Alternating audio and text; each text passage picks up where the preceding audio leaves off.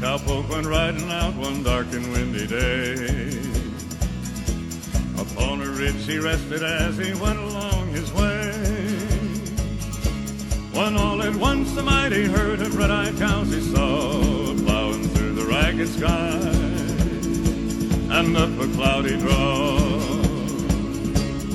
Yippee-yi-yi,